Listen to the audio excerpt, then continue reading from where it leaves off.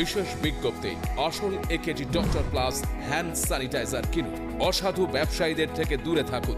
Doctor plus, 65/2 MB road, Kolkata 51। Doctor প্লাসের sanitiser কেনার সময় এই ঠিকানাটি দেখে কিনুন। সুস্থ থাকুন, সাবধানে থাকুন।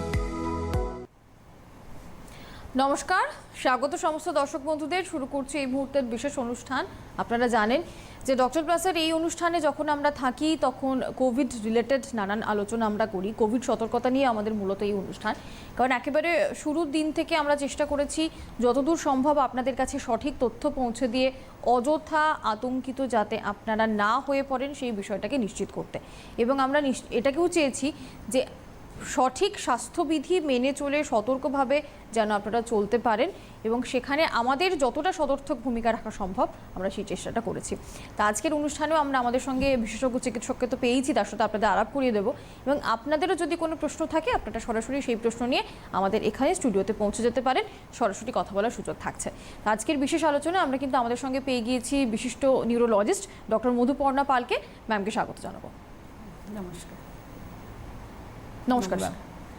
ম্যাম, আপনি আজকে আমাদের সঙ্গে রয়েছেন, তো একেবারে শুরুতে কোভিড নিয়ে একটুখানি কথা বলবো। আপনি যেরকমটা আমি আপনাকে অনুষ্ঠানের আগেও বলছিলাম যে ম্যাম কোভিডের সময় আপনারা সব থেকে বেশি কী দেখছেন, তো আপনি বলছিলেন যে কোভিড সিচুয়েশনে নিউরোলজিক্যাল যে ম্যানিফেস্টোগুলো উঠে আসছে সেইগুলো নিয়ে আমাদের একটুখানি আলোচনা করা প্রয়োজন, যদি আপনি এই বিষয়ে কিছু বলেন।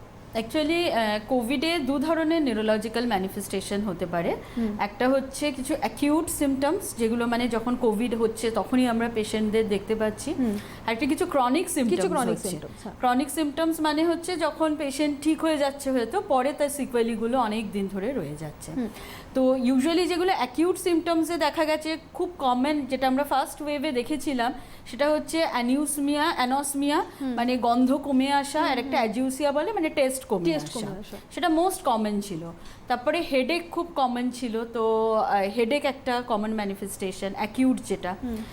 তারপরে যখন সেটা সিভিয়ার কোভিডের দিকে যাচ্ছে তখন পেশেন্ট ধীরে ধীরে ড্রাউজি হয়ে যাচ্ছে, কনফিউজ থাকছে, অল্টার্ড সেন্সোরিয়াম যেটাকে আমরা বলি।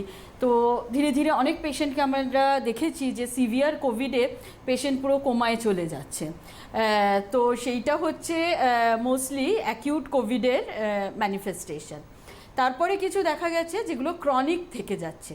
ক্রনিকের মধ্যে অনেকগুলো সিমটমস আছে, যেগুলো যদি আমরা সিস্টেম ওয়াইজ ধরি, যদি স্পেসিফিক্যালি ব্রেনে দেখি যে অনেক পেশেন্টের দেখা যাচ্ছে এই যে হেডেক হচ্ছে কোভিডে, সেটা পরের দিকেও কন্টিনিউ চলে যাচ্ছে। বা অনেক পেশেন্টের দেখা গেছে এই যে অ্যানসমিয়া মানে গন্ধ কমে আসা বা টেস্ট কমে আসা, সেটা পেশেন্ট পুরো ঠিক হয়ে যাওয়ার পরেও অনেক দিন সেটা লিঙ্গার করে যাচ্ছে।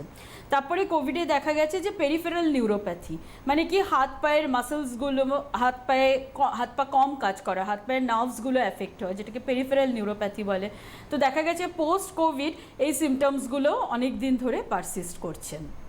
তারপরে আরেকটা যেটা খুব ইম্পর্টেন্ট, যেটা আমরা ডে টু ডে যেটা আমাদের অনেকটা হেল্প যেটা হয়, সেটা হচ্ছে ব্রেন ফগ বলে একটা জিনিস হয়। ব্রেন ফগ মানে কি, যে মেন্টাল ক্লাউডিং একটা, যে পেশেন্ট হয়তো কোভিড ঠিক হয়ে গেছে, তারপরে সে নর্মাল লাইফে কি নর্মাল কাজে ফিরতে চেষ্টা করছে, কিন্তু তার থিঙ্কিং প্রসেসটা ক্লিয়ার হচ্ছে না, সে কোনো কাজে কনসেন্ট্রেট করতে পারছে না, পুরো যত এফিসিয়েন্সি নিয়ে আগে কাজ করতো সেই কাজ এখন আর করতে পারছে না।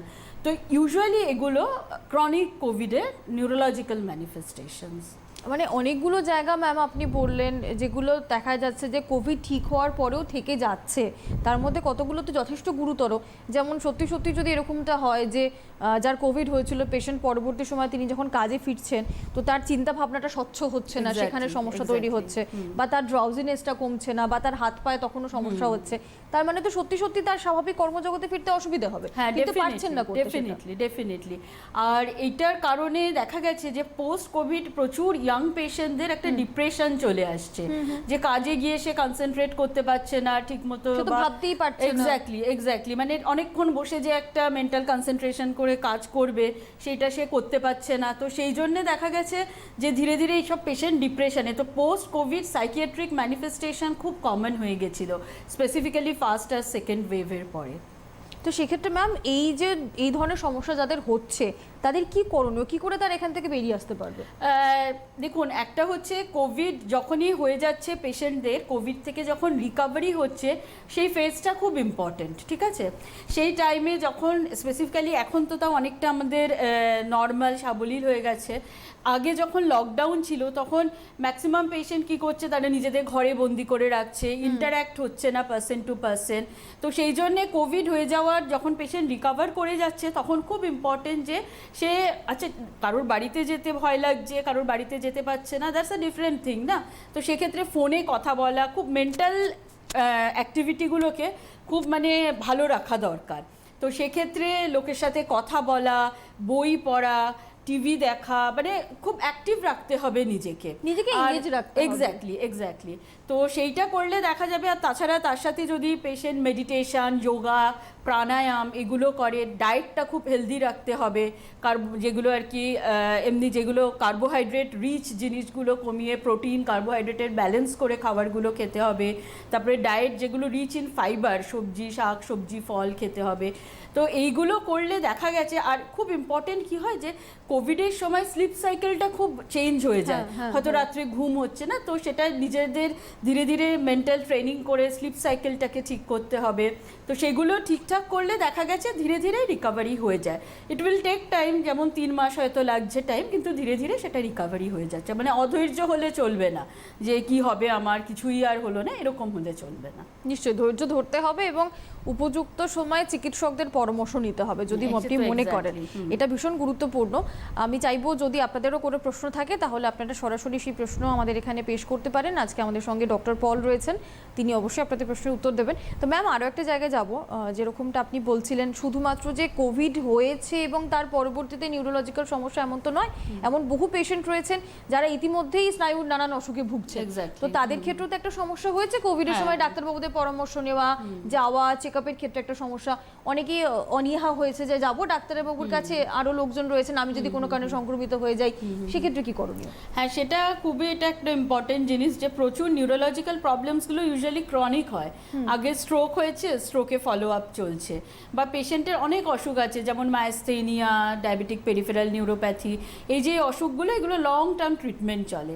তো সেক্ষেত্রে আরও পার্কিনসনিজম, এইসব যেই অসুখগুলো, তো সেক্ষেত্রে কি হয় দেখা গেছে, আমরা দেখেছি কি কোভিডের টাইমে এই পেশেন্টগুলো হয়তো ফলো আপেই আসছে না, মেডিসিন বন্ধ করে দিয়েছে, মেডিসিন ডোজ নিজের মতো টাইট্রেট করছে। তো সেক্ষেত্রে কিন্তু পেশেন্টের খুবই ক্ষতি হতে পারে। এক্ষেত্রে আমার এটাই অ্যাডভাইস থাকবে ডাক্তারের সাথে, কারণ ইউজুয়ালি সকলের আজকাল অনলাইন কনসালটেশন সকলে করে। তো ডাক্তারের সাথে আপনারা অনলাইন কনসালটেশন করে মেডিসিন নেওয়ার চেষ্টা করুন। আর এখনকার যে পিরিয়ডটাই ওমিক্রনের পরে যে পিরিয়ডটা কম্পারেটিভলি আমাদের ফার্স্ট সেকেন্ড ওয়েভের মতো এত সিভিয়ার হয়নি। আর সেক্ষেত্রে আপনারা হসপিটালে যদি যান ও ডাবল মাস্ক ইউজ করে যান, কোনো অসুবিধা নেই। মোস্ট অফ দ্য হসপিটালে প্রপার স্যানিটাইজেশন মেনটেন করে পেশেন্টকে দেখা হয়, কিন্তু ডাক্তারের ফলো আপে ডেফিনেটলি আইদার অনলাইন অফলাইন যেভাবেই কনসাল্ট করুন আপনারা, ডাক্তারের ফলো আপে থাকা উচিত। আর না থাকলেও অ্যাটলিস্ট যা মেডিসিন আপনাদের চলছে সেটা আপনাদের কন্টিনিউ রাখা উচিত। একদমই মানে ডাক্তারের কাছে যাচ্ছে না বলে বন্ধ করে দিলাম, সেটা একদমই করা উচিত। আর যেহেতু সত্যি প্রায় সমস্ত চিকিৎসকরাই, তারা যদি অফলাইনে চেম্বার নাও করছেন, তারা অনলাইনে অবশ্যই পেশেন্টদেরকে দেখছেন, তো সেই হিসেবে যোগাযোগটা করে নিতে হবে। কারণ আপনি যদি অফলাইনে যেতে ভয় পান, অনলাইনে তো কোনো সমস্যা নেই, সেখানে তো সংক্রমণ ছড়ানোর কোনো আশঙ্কা নেই, সেখানে অন্তত পরামর্শটা নিন এবং যেভাবে আপনাদেরকে বলা হচ্ছে সেটাকে ফলো করুন। না হলে সত্যি পেশেন্টের অবস্থা অনেকটাই খারাপ হতে পারে।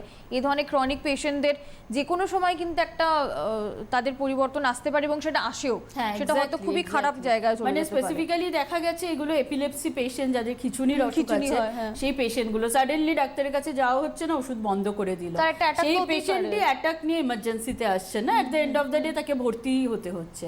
তো সেই জন্য প্রপারলি যদি আপনারা ট্রিটমেন্ট করুন, ডাক্তারের ট্রিটমেন্ট করান, ডাক্তারের সাথে কনসাল্ট করুন। আর মেডিসিনটা যদি ডাক্তারের সাথে কনসাল্ট করতেও না পারেন, অ্যাটলিস্ট যেন কন্টিনিউ আপনারা করে নেন, সেদিকে একটু খেয়াল রাখতে হবে। নিশ্চয়ই সেদিকে খেয়াল রাখা খুব প্রয়োজন। আচ্ছা ম্যাম, ক্রনিক যাদের নিউরোলজিক্যাল সমস্যা রয়েছে, যেরকম ধরুন কারো হয়তো এপিলেপসি রয়েছে, কারো স্ট্রোক হয়েছিল, পরবর্তীতে তার হয়তো প্যারালিসিস হয়েছে বা অন্য কোনো তার নার্ভের সমস্যা দেখা দিয়েছে, পার্কিনসন যাদের রয়েছে, বা ডায়াবেটিক নিউরোপ্যাথির কথা আপনি এমনিই বললেন, তো যাদের স্নায়ুর নানান অসুখ রয়েছে এবং কোভিডের সময়টায় তাদেরকে কিভাবে সতর্ক থাকতে হবে, কি তারা করবেন? হ্যাঁ, তাদেরকে দেখুন মেন সতর্ক হচ্ছে আমাদের সবসময় খেয়াল রাখতে হবে যাতে কোভিড ইনফেকশনটা আমাদের না লাগে। এটা মানে খুবই ইম্পর্ট্যান্ট, স্পেসিফিক্যালি যারা নিউরোলজিক্যাল পেশেন্ট, যারা বেডবাউন্ড পেশেন্ট, হয়তো স্ট্রোক হয়েছে, বেডে আছেন, বা যাদের সিভিয়ার পার্কিনসনিজম হয়ে গেছে, একদম বেডবাউন্ড হয়ে গেছে, তাদের ক্ষেত্রে তো এটা প্রচণ্ডভাবে খেয়াল রাখা উচিত, কারণ তারা অলরেডি একটু ইমিউনিটি তাদের কম হয়, ইমিউন সাপ্রেসড হয়। তো সেই জন্য প্রথমেই খেয়াল রাখতে হবে যাতে আমার ইনফেকশান না হয়। বাড়িতে যদি কেউ আসে বাইরে থেকে, তাহলে তার সামনে মাস্ক ইউজ করুন, দরকার হয় ডাবল মাস্ক পরে থাকুন, আর একটা সোশ্যাল ডিস্ট্যান্সিং মেনটেন করুন, আর যেটা বারে বারে হাত ধোয়া বা স্যানিটাইজ করা হাতকে, সেটা তো করতেই হবে। আর তাছাড়া খুব ইম্পর্টেন্ট যেটা অনেক সময় আমাদের যেটা সকলে প্রশ্ন করে থাকে যে ভ্যাকসিনের কথাটা, তো Covid vaccine irrespective of neurological disease patient নিতে পারে, ঠিক আছে?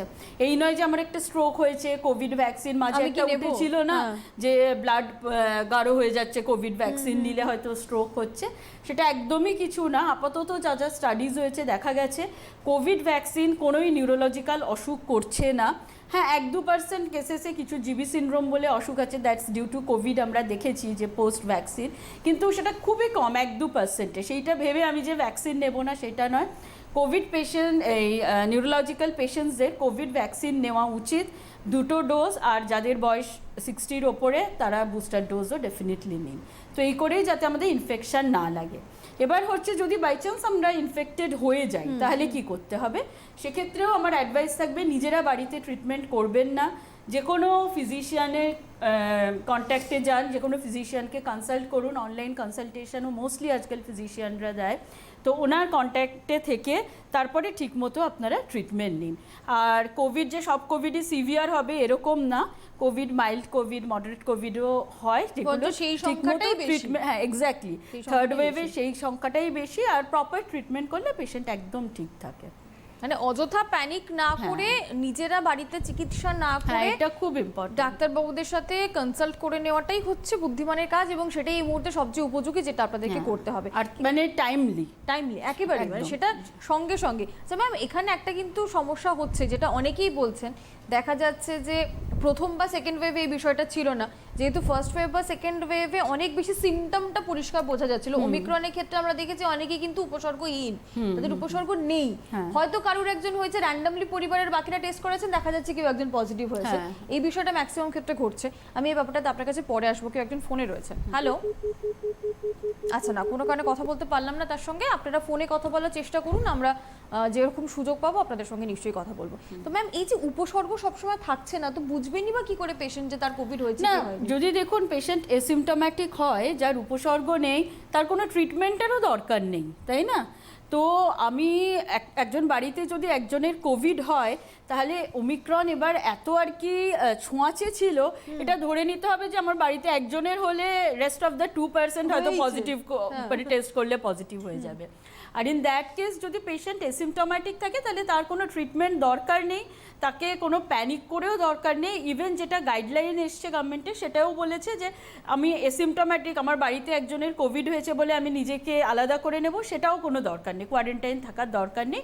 কিন্তু যে পেশেন্টটা সিমটোম্যাটিক, ইউজুয়ালি এবার যেটা থার্ড ওয়েভে ওমিক্রনে হয়েছে, যেটা হচ্ছে আমাদের আপার রেসপিরেটরি ট্র্যাক্ট ইনফেকশন হয়েছে, তাই না? নাক বন্ধ হয়ে আসা, গলাটা, হ্যাঁ এক্স্যাক্টলি, লাংস অত ইনভলভ হয়নি। তো সেক্ষেত্রে যদি সিমটম হয়, মেনলি অ্যান্টি অ্যালার্জিক বা অ্যান্টিপাইরেটিক, মানে ক্যালপল যা ওষুধ দিয়ে আর কি ট্রিট করছে, সে সিমটোম্যাটিক পেশেন্টকে আমরা ট্রিট করব। কিন্তু এসিমটোম্যাটিক হলে তাকে কিছু করার নেই, সে যে সিমটোম্যাটিক তার থেকে দূরে থাকুন। এই নয় যে আমার বাড়িতে একজনের কোভিড হয়েছে বলে সবাই আমরা টেস্ট করাবো, সেটা একদমই না। যার হয়েছে সে টেস্ট করাক, আর বাদবাকি আমরা যাদের হয়নি তারা তার থেকে দূরে থাকুক, যার হয়েছে সে আলাদা থাকুক, মাস্ক ইউজ করুক, এইটুকু করলেই যথেষ্ট।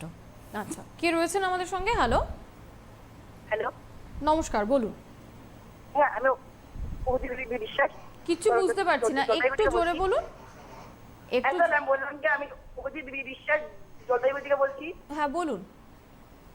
হ্যাঁ, আমি বললাম কি আমার গত মঙ্গলবার না আমার খুব জ্বর ছিল, স্যার মানে কি জ্বরটা কমার পরে আমার জ্বরটা কমে গিয়েছিল, আমি এখন ভ্যাকসিন নিতে পারি?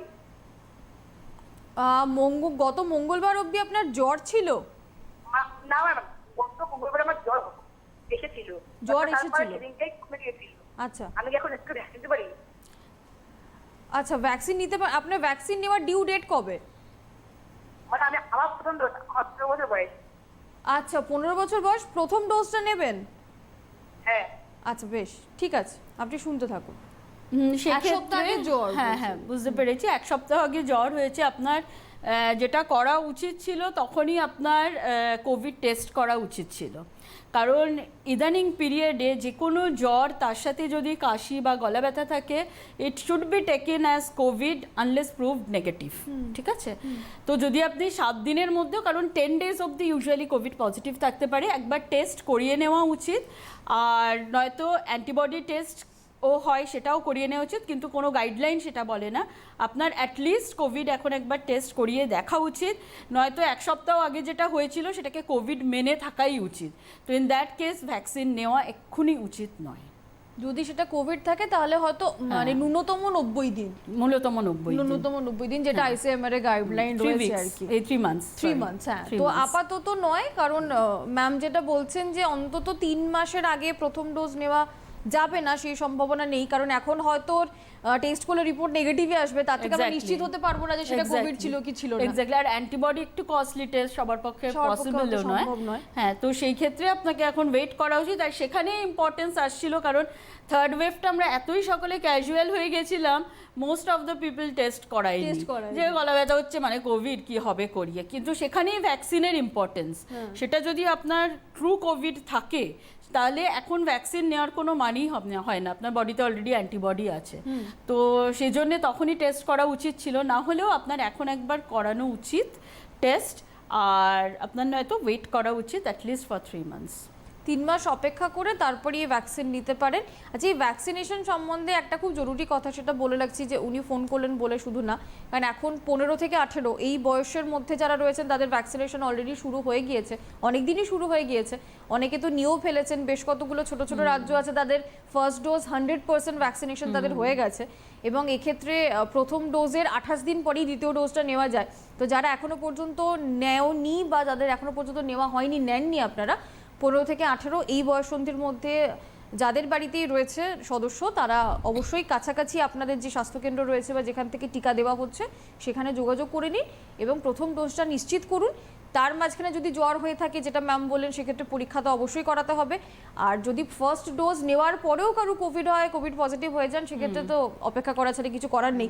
এটা কিন্তু বহু ক্ষেত্রে হয়েছে, সেকেন্ড ডোজের পরেও কোভিড হয়েছে। স্পেসিফিক্যালি এই বছর তো মানে যেটা থার্ড ওয়েভ এলো, সেটা ডক্টরসদের মধ্যে খুব হয়েছে, প্রচুর হয়েছে থার্ড ওয়েভ। তো মানে আমার প্রচুর কলিগসদের মধ্যে, কারণ দুটো ভ্যাকসিন হয়ে গেছে। অ্যাকচুয়ালি কি ভ্যাকসিনের মেন কাজটা হচ্ছে, তো ওটা অ্যান্টিবডি একটা তৈরি করে কাজ করে না, তো অ্যান্টিবডিটা কখনোই পার্মানেন্ট হয় না বডিতে, সেটা উইথ টাইম ধীরে ধীরে ফেড হয়ে যায়। তো সেই জন্য একদম ফার্স্ট লটে যারা ভ্যাকসিন নিয়েছিল, যেমন আমরা হেলথ ওয়ার্কার্সরা, আমাদের গত বছর ফেব্রুয়ারির মধ্যে ভ্যাকসিন নেওয়া হয়ে গেছিলো। তারপরে যারা এল্ডারলি মোর দ্যান 60 তাদেরও শুরুতে দিয়েছিল। তো তাদের এখন ইউজুয়ালি কি হয়েছে, যে অ্যান্টিবডিটা ফেড হয়ে গেছে, তখন সেই জন্যই বুস্টার ডোজটা ফর হেলথ কেয়ার ওয়ার্কার্স আর এল্ডারলি পার্সনসদের জন্য এখন স্টার্ট হয়েছে। তো সেই জন্যেই যে সেকেন্ড ডোজের পরেও ডেফিনেটলি হতে পারে ভ্যাকসিন, কিন্তু কিছু করার নেই। কিন্তু ইউজুয়ালি একটা জিনিস এখানে যে স্টাডিজে দেখা গেছে, যে বা আমরা অবজারভেশনেও যেটা দেখেছি, দুটো ডোজের পরে ইউজুয়ালি যেটা কোভিড হচ্ছে লেস সিভিয়ার, অত সিভিয়ার হচ্ছে না। তো সেই জন্য ভ্যাকসিন সকলকে নিতেই হবে ভ্যাকসিন। আর যে আপনি বলছেন যে সেক্ষেত্রে গবেষণাতে দেখাও গেছে যে কোভিডে যতজনের মৃত্যু হয়েছে এখনো পর্যন্ত, তাদের মধ্যে 60% কিন্তু একটাও ভ্যাকসিন নেয়নি। মোস্ট অফ দ্য পেশেন্ট একটাও ভ্যাকসিন নেয়নি। হ্যাঁ, তারপরে হচ্ছে দুটো ভ্যাকসিনের পরেও হয়েছে, এরকমও দেখা গেছে, কিন্তু খুব কম পার্সেন্ট, ভীষণ কম পার্সেন্ট। হ্যাঁ, মানে ভ্যাকসিন নিতেই হবে, অবশ্যই নিতে হবে। সেখানে আমার স্ট্রোক হয়েছে কি, আমার হার্টের সমস্যা কি, আমার অ্যালার্জি টেন্ডেন্সি রয়েছে, এগুলো কোনোটাই ফ্যাক্টর নয়, ভ্যাকসিন আপনাকে নিতেই হবে। হ্যাঁ, ডেফিনেট, মানে যেই ডাক্তারের কেয়ারে আপনারা আছেন তাদের সাথে কনসাল্ট করুন। যদি ভয় লাগে, কারো অ্যালার্জির টেন্ডেন্সি থাকে, তো অ্যালার্জি ডেফিনেটলি ভ্যাকসিনের কোনো কম্পাউন্ড করতে পারে, কিন্তু আপনারা ডিসকাস করুন আপনাদের ডাক্তারের সাথে, করে আপনারা নিন ভ্যাকসিন। যে ইউজুয়ালি দেখা যায়নি যে এই ভ্যাকসিনে খুব একটা পেশেন্টের কিছু ক্ষতি হয়ে গেছে, কখনোই এটা নয়। ভ্যাকসিন আপনারা যে কোনো ক্রনিক অসুখ থাকলে, নিউরোলজিক্যাল, কার্ডিওলজিক্যাল, আপনারা যে কনসালটেন্ট যাকেই দেখাচ্ছেন তাকে কনসাল্ট করে আপনারা ভ্যাকসিনটা নেওয়া খুবই প্রয়োজন এটা। আচ্ছা ম্যাম, আরও একটা বিষয় থাকে যাদের ধরুন সিওপিডি রয়েছে বা যারা সিকেডির পেশেন্ট, তারা তো আবার ইনফ্লুয়েঞ্জা এবং নিউমোনিয়া এই ভ্যাকসিনগুলো নেন, তাদেরকে নিতেই হয়। তো এখানেও একটা বিষয় থাকে যে ডাবল ডোজ হয়তো কারোর হয়েছে, তো সেক্ষেত্রে কতদিন পরে আমি এই ভ্যাকসিনগুলোকে নিতে পারি? সঙ্গে সঙ্গে তো নেওয়া যায় না, একটা নিশ্চয়ই টাইম ফ্রেম আছে। মানে এরকমও দেখুন কোনো গাইডলাইন আসেনি যে 1 মাস পরে নিতে হবে বা 1 সপ্তাহ পরে নিতে হবে, কিন্তু ওই ভ্যাকসিনগুলো ইউজুয়ালি দেখা গেছে যে এরকমও কিছু নেই, কিন্তু এরকমও কিছু নেই যে কোনো ভ্যাকসিন যদি নেওয়ার পর দেখা গেছে যে আপনি 1 উইক গ্যাপে নিলে অসুবিধা হবে না। মানে কারোর যদি ধরুন টাইম এসে গেছে আমাকে সেকেন্ড ভ্যাকসিন নিতে হবে আর তার একটা ইনফ্লুয়েঞ্জা ভ্যাকসিনও এই মাসে নেওয়ার কথা, বেটার আপনি পোস্টপন করুন ইনফ্লুয়েঞ্জা ভ্যাকসিন কিছুদিন, কোভিডটা নিয়ে নিন, 1 উইক গ্যাপে আপনারা নিতে পারেন, that will not be any problem. সেটাতে কোনো সমস্যা হবে না। সেখানেও তাই, যার আন্ডারে আপনি চিকিৎসা করাচ্ছেন তার সাথে কনসাল্ট করে নিতে পারেন, সেখানে কোনো সমস্যা হওয়ার বিষয় নয়। আচ্ছা ম্যাম, যে লং কোভিডের ক্ষেত্রে নিউরোলজিক্যাল সমস্যাগুলোর কথা আপনি বলছিলেন, এমনিতেও তো স্বাদ চলে যাওয়া, গন্ধ চলে যাওয়া, মাথায় ব্যথা, এগুলো তো প্রথম এবং সেকেন্ড ফেজে আমরা দেখেইছি, দুটো ওয়েভের ক্ষেত্রে আমরা দেখেছি, যেগুলো পরেও অনেক সময় ছিল। মানে কারোর কোভিড হয়েছে, কোভিড নেগেটিভ, আমরা এই অনুষ্ঠানেই ফোন পেয়েছি যে তিনি কোভিড নেগেটিভ হয়ে গেছেন, 3 মাস পেরিয়ে গেছে, তখনও তিনি গন্ধ পাচ্ছেন না। মানে এই জিনিসগুলো মানে সেক্ষেত্রে এগুলো কেন, মানে কিভাবে সেগুলো থেকে তারা ফিরে আসতে পারে, এটা একটা প্রশ্ন ছিল। অনেকের একটা আশঙ্কা যে তাহলে কি এগুলো লাইফ লং থেকে যাবে? দেখুন, লাইফ লং থেকে যাবে নাকি বা কীরকম থাকবে ইউজুয়ালি কেউ বলতে পারে না, কারণ কোভিড হচ্ছে ডাক্তারি শাস্ত্রেই একটা নতুন অসুখ। হ্যাঁ, we are waiting to C the symptoms, কি হতে পারে লং টার্ম, ঠিক আছে, ওয়েট করতে হবে। কিন্তু মোস্ট অফ দ্য পেশেন্টে দেখা যায় 3 মাসও তাদের গন্ধ চলে যায়, স্বাদ চলে যায়, ধীরে ধীরে সেটা ফিরে আসছে, যে এটা পার্মানেন্ট লস অফ গন্ধ অ্যান্ড টেস্ট সেটা একদমই হয়নি, ধীরে ধীরে সেটা ইট উইল টেক টাইম, মাগার কিন্তু এটা ধীরে ধীরে চলে আসছে। আর হেডেকের বিষয়টাও তো একই রকম। হ্যাঁ, হেডেকটাও তাই, ক্রনিক হেডেক, স্পেসিফিক্যালি যাদের মাইগ্রেন আছে, হয়তো দেখা গেছে কোভিডের পর সেটা আরও প্রেসিপিটেট করেছে, সেটা আরও বেড়ে গেছে জিনিসটা, তো সেক্ষেত্রেও দেখা গেছে সেই প্রপার মাইগ্রেনের ট্রিটমেন্ট আর এই কোভিডের পরে খুব প্রাণায়াম, যোগা, মেডিটেশন এগুলো কিন্তু খুব ইম্পর্টেন্ট। একটা মানে মর্নিং এক্সারসাইজ, ওয়াকিং এগুলো করে ধীরে ধীরে কিন্তু এই সিমটমসগুলো আগের মতো অবস্থায় ফিরে যাবে আর মানে নর্মাল হয়ে যাবে আর কি।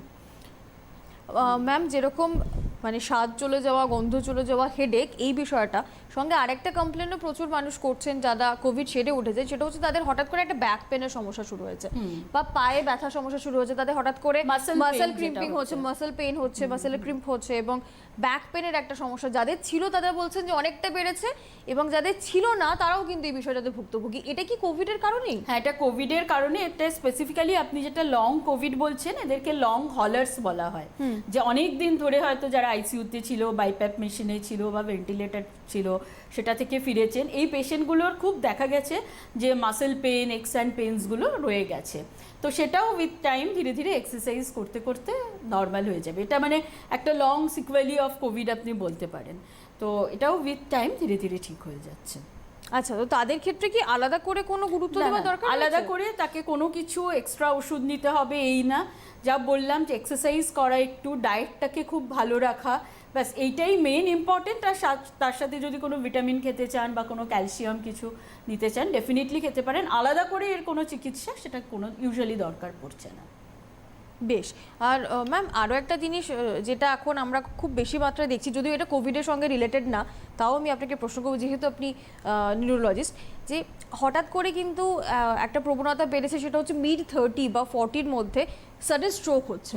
এই প্রবণতাটা সাংঘাতিকভাবে বেড়েছে, তো চিকিৎসক হিসেবে আপনার কি অবজারভেশন? মানে এখানে আমি একটা বলতে চাই যে স্ট্রোকে কিন্তু আমরা খুব কোভিড দেখেছিলাম ফার্স্ট ওয়েভে যেটা ছিল, কারণ কোভিডের যদি মেকানিজম অফ অ্যাকশনটা দেখি না, যে করোনা ভাইরাসের, সেটা গিয়ে আগে মানে ব্লাড ভেসেলসের গায়ে বসে যায়, তো করে সেটা ব্লাড ভেসেলসটা ব্লাডটাকে অনেক গাঢ় করে যায়। অনেক সময় আপনারা শুনে থাকবেন যে কোভিডে ডি ডাইমার লেভেল বেড়ে যাচ্ছে, তো এই জিনিসগুলো ব্লাডকে একদম গাঢ় করে দেয়, একটা প্রোকোয়াগুলেন্ট স্টেট বলে, তো সেক্ষেত্রে পেশেন্টের চান্স অফ স্ট্রোক বেড়ে গেছে। ইভেন কোভিডে এখনও কোভিড পেশেন্টের যারা একটু মডারেট টু সিভিয়ার কোভিড থাকে, তাদের আমরা ব্লাড পাতলা করার ওষুধ দিয়ে রাখি, কারণ অনেক জায়গায় অ্যাপার্ট ফ্রম ব্রেন আরও পায়ে বা ডিভিটি হয়ে যায়, যেটা ডিপ ভেনাস থ্রম্বোসিস বলে, জায়গায় জায়গায় ব্লাড ক্লট হয়ে যায়, তো এটা হচ্ছে একটা কোভিডের এফেক্টই। তো সেটা ইরেসপেক্টিভ অফ এজ হতে পারে, সেক্ষেত্রে আমরা ইয়াং পেশেন্টদেরও উইথ স্ট্রোক ইন ইয়াং যেটা আমরা বলি, সেক্ষেত্রে আমরা দেখেছি কোভিডের ক্ষেত্রে। তাছাড়া যদি আমরা এমনি ডিসকাস করি, স্ট্রোক ইন ইয়াং একটা এন্টিটি আছে যেটা দেখা গেছে 45 ইয়ার্সের নিচে যেই পেশেন্টদের স্ট্রোক হচ্ছে, সেই এন্টিটিটা হচ্ছে স্ট্রোক ইন ইয়াং।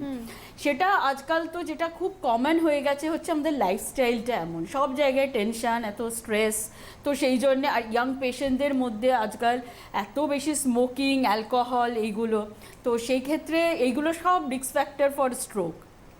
তো ইয়াং পেশেন্টদের হাইপারটেনশন, ডায়াবেটিস এগুলো দেখা গেছে। স্মোকিং যারা বেশি করে তাদের একটা স্ট্রোকের প্রবণতা বেশি থাকে। তারপরে যারা ড্রাগ ইউজার্স, কোকেন যারা খায় তাদের স্ট্রোকের চান্স অনেক বেশি থাকে।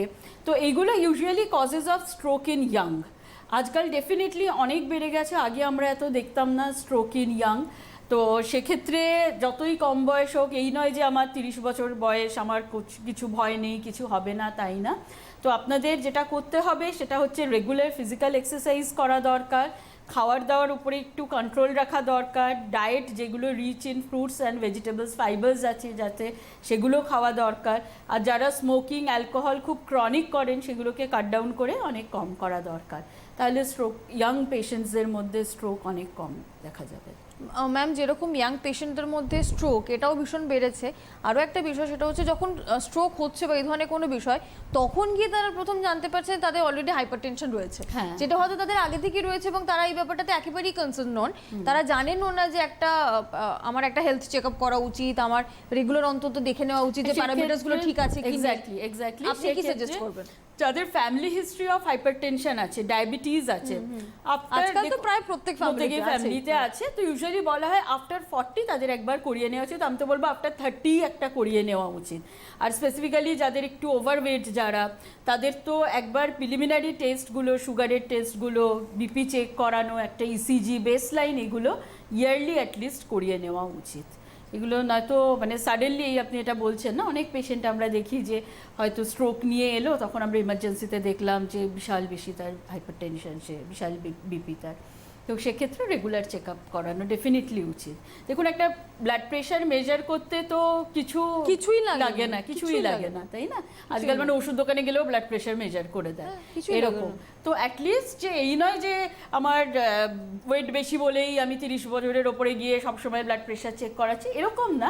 অ্যাটলিস্ট আপনারা চেষ্টা করুন 6 মান্থলি কি ইয়ারলি একবার করে একটা স্ক্রিনিং ব্লাড টেস্ট করিয়ে রাখতে, অন্তত ইয়ারলি বা হাফ ইয়ারলি তো আমরা করাতেই পারি। 6 মান্থস তো অন্তত একটা সুগার, একটা প্রেশার, স্পেসিফিক্যালি যাদের ফ্যামিলি হিস্ট্রি আছে আমি তাদের জন্য বলছি, করিয়েই নেওয়া যায় না, কি অসুবিধা। কারণ এরকম পেশেন্ট আপনারা প্রচুর দেখেন, আমরা এর আগেও শুনেছি যে পেশেন্ট কমপ্লেন করছে যে হঠাৎ করে খাওয়া দাওয়ার পরে আমার একটু মনে হচ্ছে পেটে ব্যথা করছে। এই কমপ্লেন নিয়ে পেশেন্ট যখন বাড়ির লোকজন তাকে নর্মাল একটা অ্যান্টাসিড না দিয়ে হাসপাতালে নিয়ে গেছেন, দেখা গেছে তার অলরেডি হার্ট অ্যাটাক হয়েছে, মায়োকার্ডিয়াল ইনফাকশন, তার অলরেডি সেটা হয়েছে। এরকম তো ঘটনা ঘটেছে, এরকম অনেক ঘটনা ঘটেছে। তো সেক্ষেত্রে দেখুন, কারণ খাওয়া দাওয়া আমাদের বাঙালিদের এমন অলওয়েজ অয়েলি থিং, অলওয়েজ। তো সেক্ষেত্রে একটু এক্সারসাইজ করতে হবে, খাওয়া দাওয়া করলেও একটু প্রপার এক্সারসাইজটা খুব ইম্পর্টেন্ট। মর্নিং ওয়াক করুন, একটু মর্নিংয়ে দৌড়ান। খাওয়ার যতই আমরা খাই সপ্তাহে সেটা কন্ট্রোলড ওয়েতে খাই, ডেইলি যে আমাকে অয়েলি রিচ খাবার খেতে হবে এরকম না, তার সাথে ভালো মতো সবজি, ফ্রুটস এগুলো খান, যেটা আমরা একেবারেই খাই না, একদমই খাই না, কিন্তু সেটা করা উচিত আমাদের, ঠিক আছে?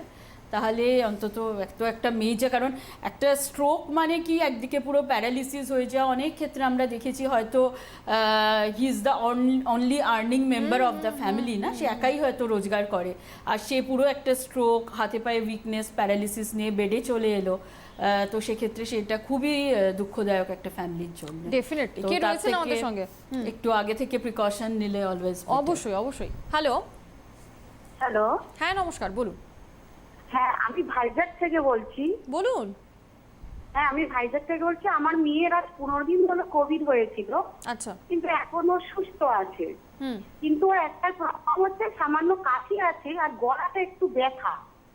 কিন্তু খেতে কোনো খুব একটা অসুবিধা হচ্ছে না, কিন্তু মাঝে মাঝে একটুখানি জোরে কথা বললে বা মাঝে মাঝে একটু ব্যথা হচ্ছে।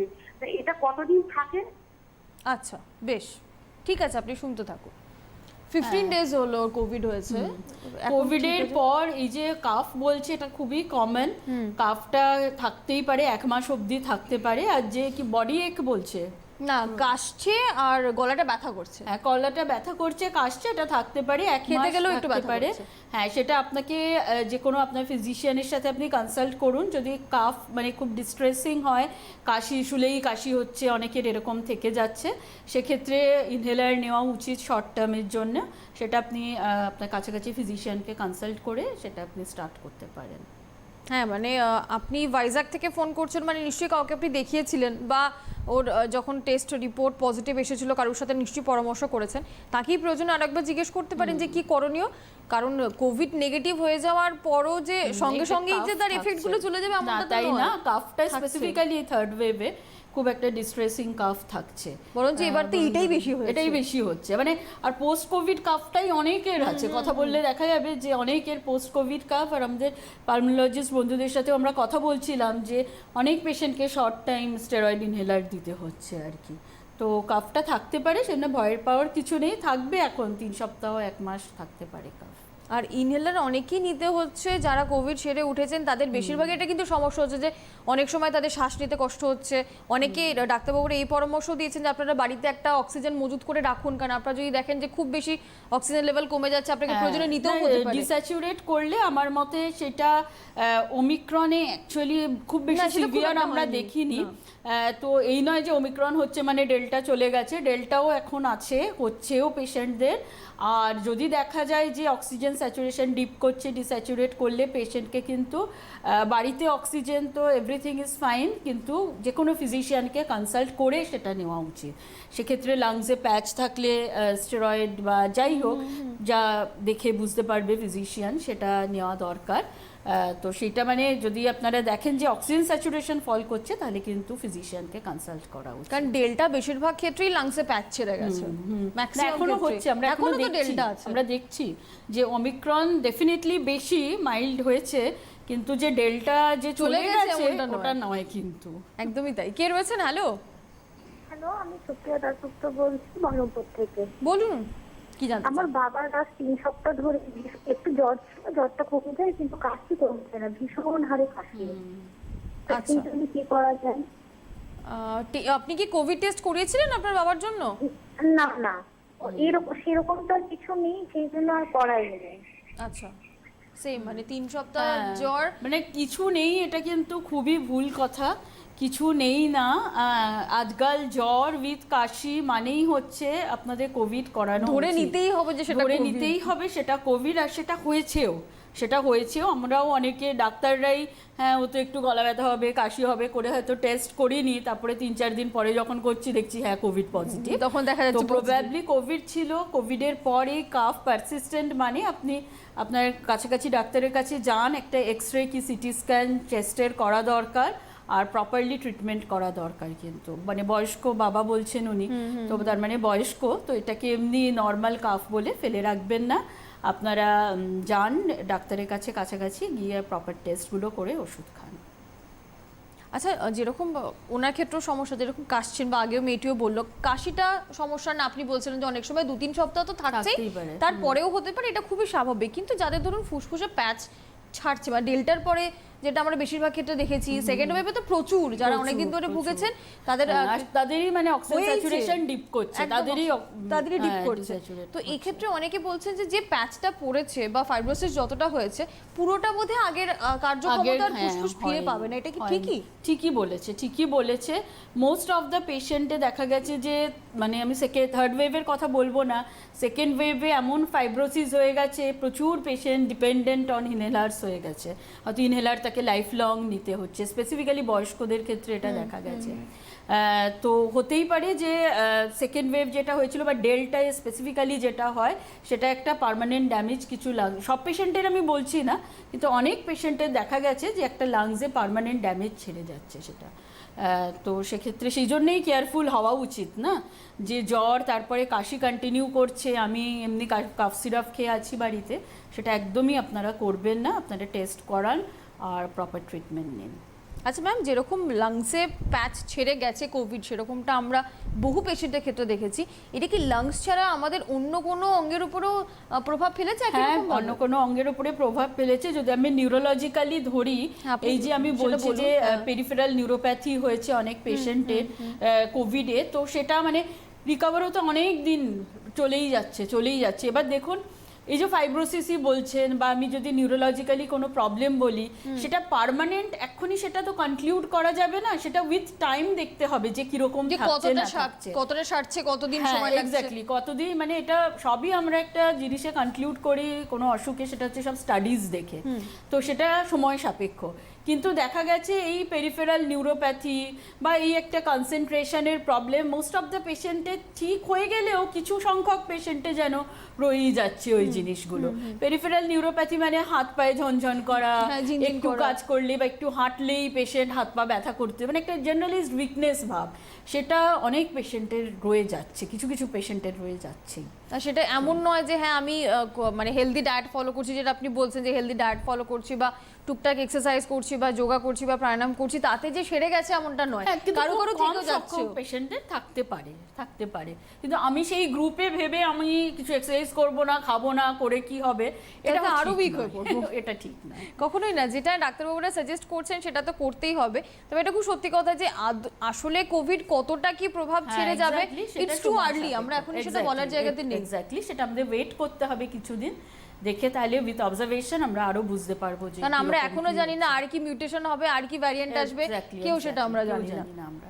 ফলে আর নতুন কি কি হতে পারে কোনোটাই আমাদের জানা নেই। যেরকম ওমিক্রন ফ্যাটাল হয়নি সেটা আমরা দেখতে পেয়েছি, কিন্তু ওমিক্রন সাংঘাতিকভাবে স্প্রেড করেছে, সেটাও সত্যি, সাংঘাতিক স্প্রেড। এবং বেশিরভাগ ক্ষেত্রে কিন্তু আমরা কেউ বুঝিনি, ওই তো একটুখানি গলা ব্যথা, কিন্তু সেটা কোভিডই ছিল।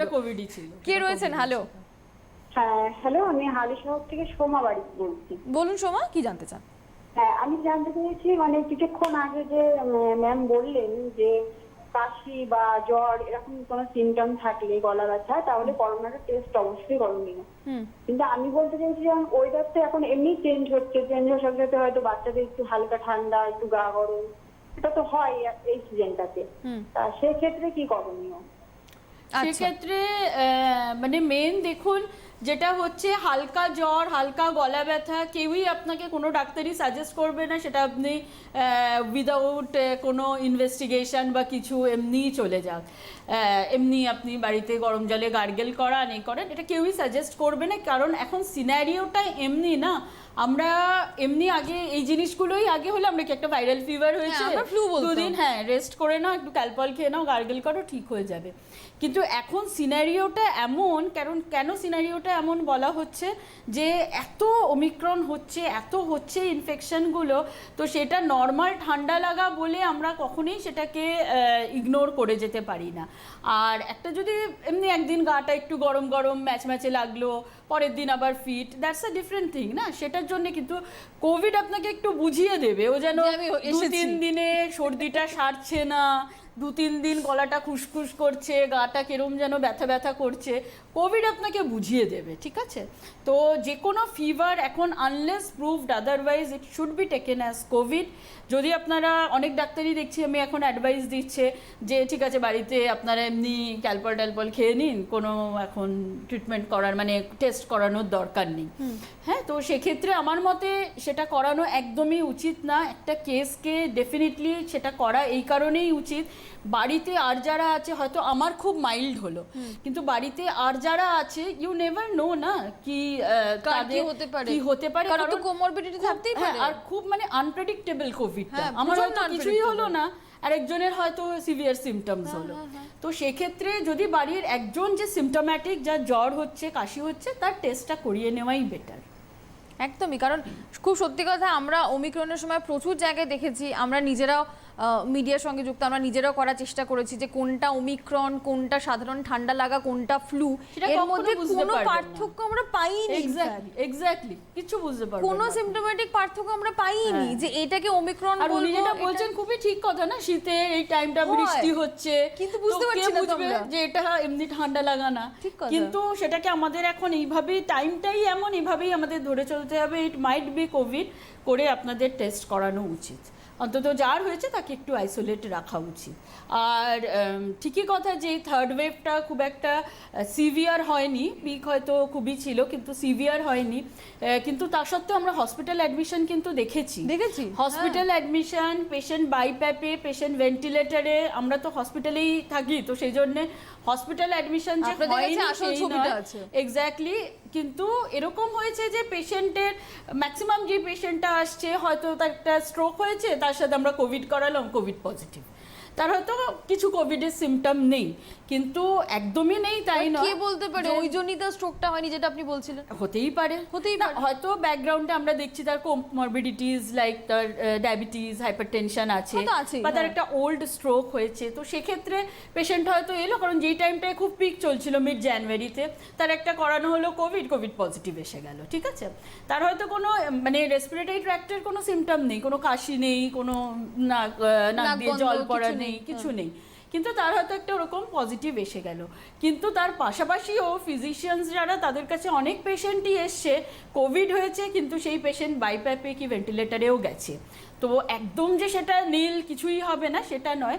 তো সেই জন্যে কার যে বেশি হবে কার কম হবে নোবডি নোজ। তো সেই জন্যে বাড়িতে যদি একজনের ইনফেকশন হয় আমার মনে হয় তাকে টেস্ট করিয়ে নেওয়াই উচিত।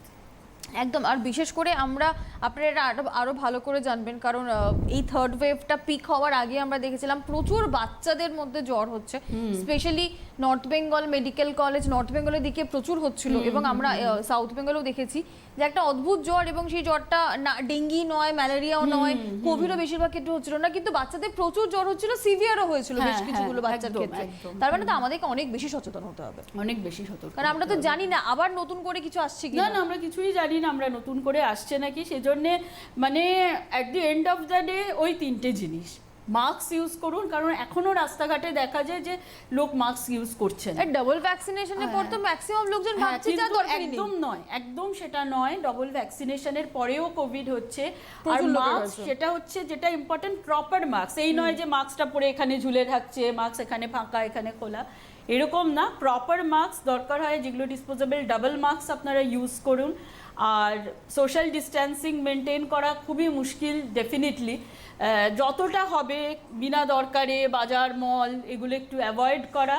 থার্ড হচ্ছে বারবার হাত স্যানিটাইজার লাগানো হাতে বা সাবান দিয়ে ধোয়া হাত, এই তিনটে খুব ইম্পর্টেন্ট, কারণ at the end of the day এই তিনটে আমাদের কোভিড না হতে দেওয়ারই এই তিনটে রাস্তা, আর কোনো রাস্তা নেই যে আপনি যাই করুন, আর হয়ে গেলে কম হলে সেটা তো ভগবানের আশীর্বাদ মেনে নিতে হবে, কিন্তু যাদের সিভিয়ার হচ্ছে না, সিভিয়ার এই তো না হচ্ছে না, তো সেই জন্যে আমাদের এখনও প্রপার প্রিকশন নিয়ে চলতে হবে। কোভিড কিন্তু এখনও চলে যায়নি, ইনসিডেন্স কমেছে, সেটা খুবই ভালো সকলের জন্যে, কিন্তু আপনারা এখনও পুরো যে মাস্ক ছাড়া ঘুরবো, ভিড় একটা জায়গায় গিয়ে এনজয় করবে, এখনও সেই টাইম আসেনি, আর কিছুদিন অপেক্ষা করুন। হোপফুলি যেমন ওমাইক্রনে আমরা দেখছি যে অনেকটা তার মিউটেশন হয়ে অনেকটা লেস সিভিয়ার হয়ে গেছে, হয়তো প্রবাবলি ফিউচারেও তাই হোক, এটাই প্রার্থনা। একদম প্রার্থনা এবং অপেক্ষা, এই দুটোই আমাদের করণীয়। কে রয়েছেন? হ্যালো বলুন। নমস্কার। কলকাতা থেকে রানী সরকার বলছিলাম। বলুন। শুনুন, আমার 1 মাস আগে কোভিড হয়েছিল, তা আমি এখন নেগেটিভ হয়ে গেছি, কিন্তু আমি ডক্টরের কনসাল্ট করেছিলাম, কিন্তু আমার যে প্রবলেমটা এখনো দুপুর হলেই হালকা হালকা জ্বর আসে, মানে 98.2 এরকম, আর একটু গাঁটগুলো ব্যথা, আমার প্রায় 55 এর ওপর বয়স, একটু যেন হালকা হালকা মানে শরীরটা যেন দুর্বল, হাঁটতে চলতে রাত্রে শুলে মাসল গুলো ক্র্যাম্প ব্যথা করছে, এইগুলো রয়েছে। এটা কতদিন থাকবে এগুলো জানতে চাইছি। আচ্ছা ম্যাম, কোনো প্রশ্ন আছে আপনার? হ্যাঁ, আপনার কোনো প্রশ্ন আছে? না, ঠিক আছে, আপনি ফোনটা রেখে দিয়ে আপনি টিভিতে শুনুন ম্যাম কি বলছেন। ব্যাপারটা হচ্ছে যে ওনার যে প্রথমে 98.5 আমরা তার ফিভার বলবো না, তার জ্বর আসছে এটাকে আমরা বলবো না, ঠিক আছে, হয়তো ওনার গাটা গরম ওনার মনে হচ্ছে যে একটু জ্বর বোধহয় ফিল করছে। যদি সত্যি দেখা যায় যে আপনার 100 এর উপরে জ্বর আসছে বা কিছু আদার, কারণ আপনার 65 ইয়ার্স, তো আদার যা কজ হতে পারে ফিভারে, কারণ এল্ডারলি পেশেন্টদের ইউরিনারি ট্র্যাক্ট ইনফেকশন খুব কমন হয়, বা একটা কোনো নিউমোনিয়াই রয়ে যায়নি, তো সেইগুলো আপনার একবার টেস্ট করিয়ে নেওয়া দরকার, ঠিক আছে, আর অন্য কোনো কারণ জ্বরের আছে নাকি। আর যেটা বলছেন যে ঠিক উইকনেস লাগছে, হাত পা ব্যথা ব্যথা থাকছে, যেন কোনো কাজে মন রাখছে না, ওটা কোভিডের পরে আপনার থাকবে। 1 মাস হয়ে গেলেও আরও কিছুদিন লাগবে। আমি বললাম না যে কোভিডে আমরা কখনোই বলতে পারি না যে এই সিমটমটা 15 দিনে ঠিক হয়ে যাবে, এই সিমটমটা 1 মাসে ঠিক হয়ে যাবে। তো উই হ্যাভ টু ওয়েট। আপনার হয়তো একটু লং টাইম লাগছে, 1-1.5 মাস 2 মাসও থাকতে পারে, কিন্তু উইথ টাইম সেটা ধীরে ধীরে আপনার ঠিক হয়ে যাবে, চিন্তার বিষয় নেই। যদি আপনি নেগেটিভ হয়ে যান, আর যেটা ইম্পর্টেন্ট দেখার হচ্ছে যে আপনার চলতে গেলে শ্বাসকষ্ট হচ্ছে নাকি, সেটা খুব ইম্পর্টেন্ট দেখার। যদি শ্বাসকষ্ট হয়, একটা অক্সিজেন স্যাচুরেশনটা আপনি দেখুন কত থাকছে, সেটা যদি লো হয় তাহলে এখনও বুঝতে হবে যে আপনার কোভিড হয়েছিল সেটা ডেফিনেটলি আপনার লাংসের ওপরে কোনো এফেক্ট ছেড়ে গেছে। ইন দ্যাট কেস একটা সিটি স্ক্যান করা দরকার, আরও যা টেস্ট করা দরকার, আর কোনো ফিজিশিয়ানকে কনসাল্ট করা দরকার। আর যে মানে উইকনেসের ব্যাপারটা, এটা কারোর একটু লং থাকছে, এখন থাকতে পারে, কিন্তু হয়ে যাবে ধীরে ধীরে ঠিক। কারণ ম্যাম বারবার এই কথাটাই বলছেন যে আমরা কিছুতেই নিশ্চিতভাবে বলতে পারছি না যে এইটা এতদিনের মধ্যে ঠিক হবেই, কারণ ভীষণ আনপ্রেডিক্টেবল কোভিড, এবং মানে প্রথম থেকেই খুবই অদ্ভুতজনক ব্যবহারই এই ভাইরাসটা করে এসেছে আর কি। কোনোভাবে আমাদেরকে কোনো নিশ্চিত সিদ্ধান্তে পৌঁছতে দিচ্ছে না। যতবারই ভাবা হচ্ছে যে আচ্ছা চলো ঠিক আছে এইবারে বোধহয় বোঝা গেল, সে সঙ্গে সঙ্গে নতুন একটা মিউটেশনের পর নতুন চেহারা আমাদের সামনে হাজির হয়ে যাচ্ছে, নতুন কমপ্লিকেশনস নিয়ে। ফলে কোনোটাই না, কারণ আমরা সেকেন্ড ওয়েভের ক্ষেত্রে দেখেছিলাম যে সর্দি লাগেনি, জ্বর নেই, হঠাৎ করে একটা ডায়রিয়ার উপসর্গ নিয়ে গেছেন এবং সেটা কোভিড ছিল। হ্যাঁ, গ্যাস্ট্রোইন্টেস্টাইনাল ম্যানিফেস্টেশন খুবই হয়েছে সেকেন্ড ওয়েভে, ডেল্টাতে হতেই পারে সেটা।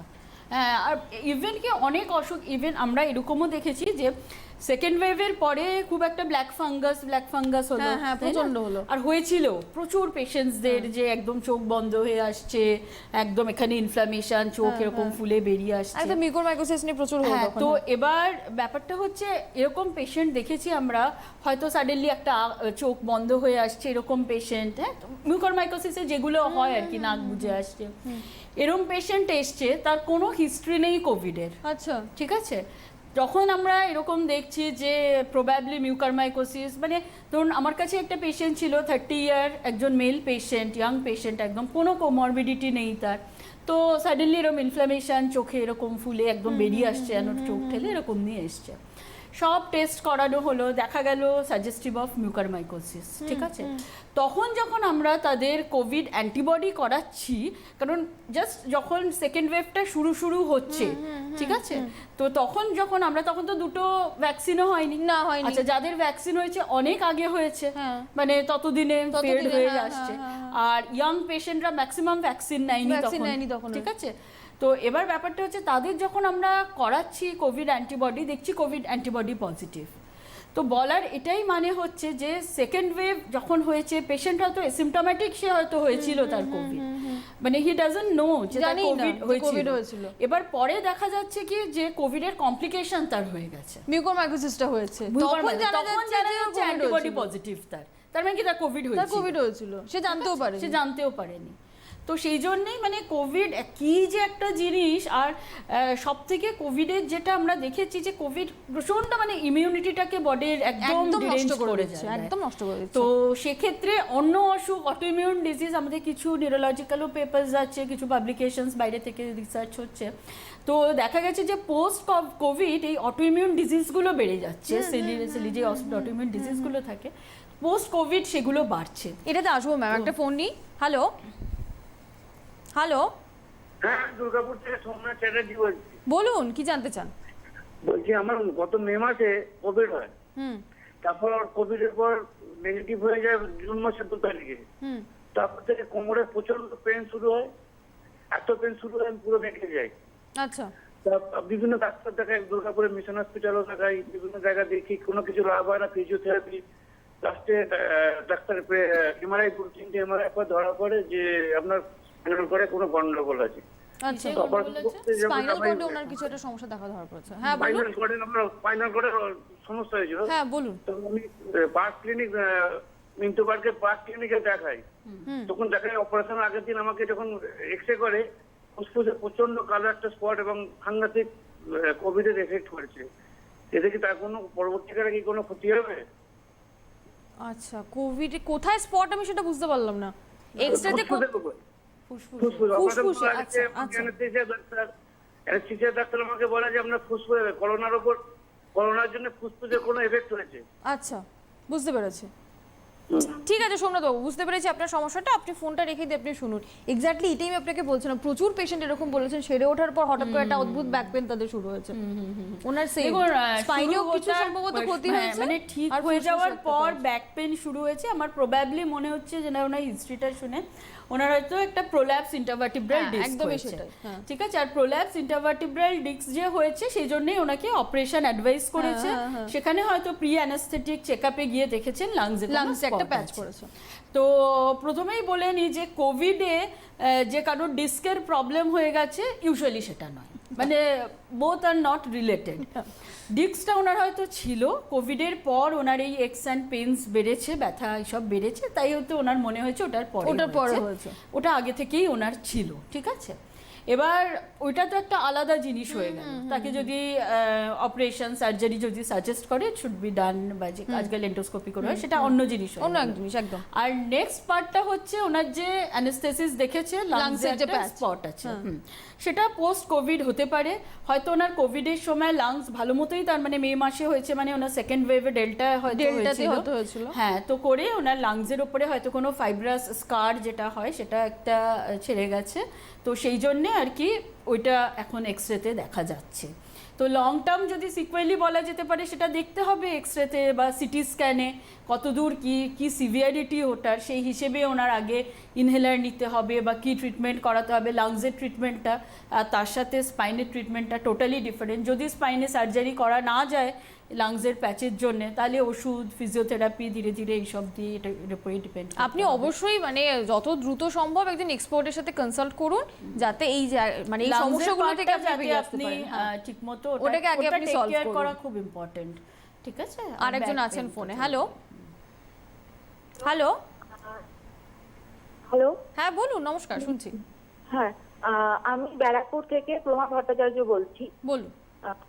আমার মা মানে মোটামুটি 1 মাস থেকে 1.5 মাস আগে করোনায় আক্রান্ত হয়েছিল, মানে এটা আমাদের অনুমান, আমরা ডাক্তার দেখাইনি। আচ্ছা। এবার তখন ছিল হচ্ছে 2-3 সপ্তাহ ধরে টেস্ট বন্ধ, কিছু পাচ্ছি না। এখন সেরকম কিছু নেই, তখন জ্বর ছিল, সবই ছিল। তো এখন সেরকম কিছু নেই, টেস্ট বন্ধ মোটামুটি পাচ্ছে, কিন্তু হঠাৎ হঠাৎ করে এরকম কাশি উঠছে, হঠাৎ করে বমি হয়ে যাচ্ছে। কাশি আছে, হঠাৎ হঠাৎ করে কাশি হচ্ছে, কাশির সঙ্গে উনি বমি করে ফেলছেন, কাশির সঙ্গে বমিট কাশি আছে, হ্যাঁ খুবই কাশি, তার সাথে বমিট করে ফেলছে মাঝে মধ্যে। আচ্ছা, ওনারাও কিন্তু 1-1.5 মাস আগে হয়েছিল, টেস্ট কিন্তু করাননি, যদিও স্মেলও ছিল না, টেস্টও ছিল না, কিন্তু টেস্ট করেন বলছেন কোভিড হয়েছিল, উনি নিজেই বলছেন, আমরা বুঝতে পেরেছি, কিন্তু ওরা টেস্ট করায়নি। তো যদি কাশি এরকম পারসিস্ট করে তাহলে আপনারা যে কোনো ফিজিশিয়ানের কাছে গিয়ে একটা আপনার সিটি স্ক্যান করিয়ে নেওয়া উচিত, যে কি অবস্থা রয়েছে, হ্যাঁ কি অবস্থা, লাংসে কোনো এফেক্ট ফেলেছে নাকি। সেটা উইদাউট সিটি তো আমরা বুঝতে পারবো না, সিটি এক্সরে থেকেও বেশি সেন্সিটিভ হয় সিটি। তো কোনো ডাক্তারকে কনসাল্ট করে আপনার একটু ইনভেস্টিগেশনগুলো করিয়ে নেওয়া উচিত, অন্তত একটা সিটি স্ক্যান। তো সেক্ষেত্রে যদি সিটিতে এখনও কোনো ওরকম ফাইব্রোসিস কিছু থাকে তার জন্যেও চিকিৎসা আছে, বা এই যে ক্রনিক কাশি হচ্ছে যদি সেরকম না থাকে, আরও যদি ক্রনিক কাশি থাকে সেজন্যেও চিকিৎসা আছে।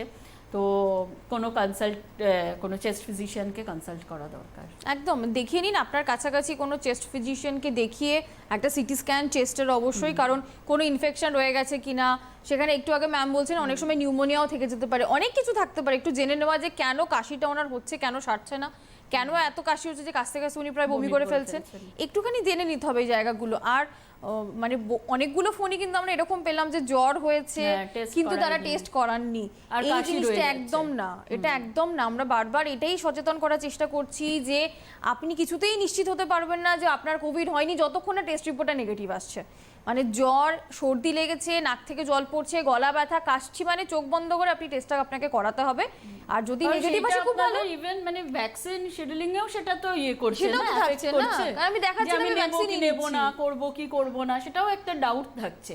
আর সেই জন্য একটা কাশি জ্বর হলে যদি আমি একটা মিনিমাম আরটিপিসিআর করিয়ে নিই, তাহলে অন্তত আমার ডাউটগুলো মাথা থেকে চলে যাচ্ছে, না আমার কোভিড হয়েছে, আমি 3 মাস এখন ভ্যাকসিন নেব না, বা আমার কোভিড হয়েছে ঠিক হয়ে গেছে তারপরেও কাশি, আমাকে ডাক্তারের কাছে গিয়ে এটা বলতে হবে। তাতে আপনাদেরও যেমন সুবিধা থাকছে, আমরা ডাক্তার হিসেবেও আমাদের ট্রিটমেন্ট দিতেও সেরকম সুবিধা থাকছে।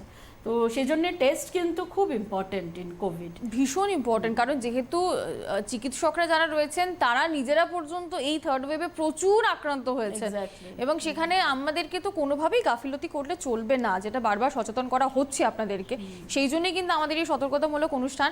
Ma'am, thank you so much, আপনি আজকে আমাদেরকে সময় দিয়েছেন, অনুষ্ঠানটা আপনার জন্য এত সুন্দরভাবে করতে পারলাম আমরা। পরবর্তীতে কোভিড সতর্কতার নেক্সট যে এপিসোড সেটা নিয়ে আমরা হাজির হয়ে যাব, অন্য কোনো চিকিৎসক থাকবেন আপনাদেরকে সচেতন করার জন্য, কিন্তু আপনাদেরকেও নিজেদের দায়িত্বটা পালন করতে হবে একজন সফল সচেতন নাগরিক হিসেবে। আজকের মতন এ পর্যন্তই, পরের অনুষ্ঠানে আবার দেখা হচ্ছে। নমস্কার। বিশেষ বিজ্ঞপ্তি, আসল AKG doctor plus hand sanitiser কিনুন। অসাধু ব্যবসায়ীদের থেকে দূরে থাকুন। Doctor plus, 65/2 MB road, Kolkata 51। Doctor প্লাসের স্যানিটাইজার কেনার সময় এই ঠিকানাটি দেখে কিনুন। সুস্থ থাকুন, সাবধানে থাকুন।